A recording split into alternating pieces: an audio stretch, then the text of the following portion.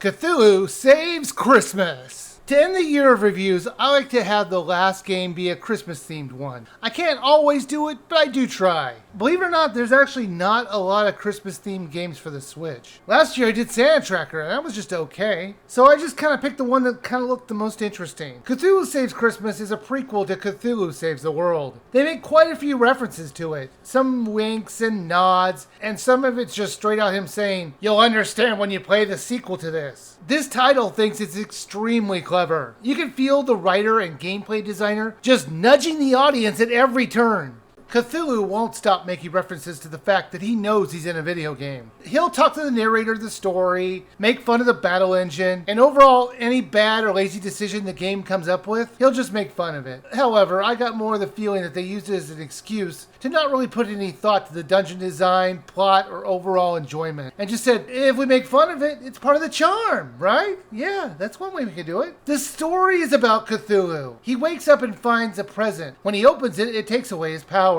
He tries to track down Santa to find out why his powers are gone, and he finds out that Santa has been kidnapped by the Christmas League of Evil. There are 7 of them, I believe, and it's about as cookie cutter on the plot after that as you might expect. Luckily, though, this is all done at a fast pace, and they don't drag it out too much. The game can be beaten in about 3 to 5 hours, depending on the difficulty level you set. The game feels like it was made in RPG Maker. The battle system was okay at best. The story sequences were somewhat interesting, but the level designs are where it fell apart, as they were just terrible. It had some of the worst things that you might see in a 90s Super Nintendo RPG. Winding pathways that make no logical sense, and repeating textures. The level designs were very lazy. A maze-like environment for no reason other than to extend the gameplay. Now, in their defense, they do limit the number of random fights you can get into. You're going to see a counter at the bottom, and when it hits 0, you'll be free to explore all you want without being bothered. Also, if you're fast enough, there is a bell that when you're about to be pulled into a battle, you can cancel it by pressing a button, and it resets the enemy encounter bar. You can see it filling up, so you always know when to expect a random fight to happen. The gameplay feels like someone in the development team played Persona 3 or 4 and said, yeah, let's do that, only way worse. With Santa gone, time has stopped, so it's Christmas Eve forever until you fix this. So when you're not in battles, you hang out in the town, where you can go to a location or just hang out with your teammates. Each day you can do one thing. After a few days, all of a sudden you get a clue to where the next league member is, and you go fight them, then repeat the process again. Each person or location only have a few events in it, so it's not hard to max it out. Each time you do an event, you'll get an item or equipment. They will always show you what you get ahead of time, so that's nice. If you max out an area or talking to someone, you're going to get an extra scene at the end of the game. The battle system is the same as Cosmic Star Heroine, if you ever played that. At the start of a battle, you're all healed, and at 100%, you can set up to 4 of the boxes you might want.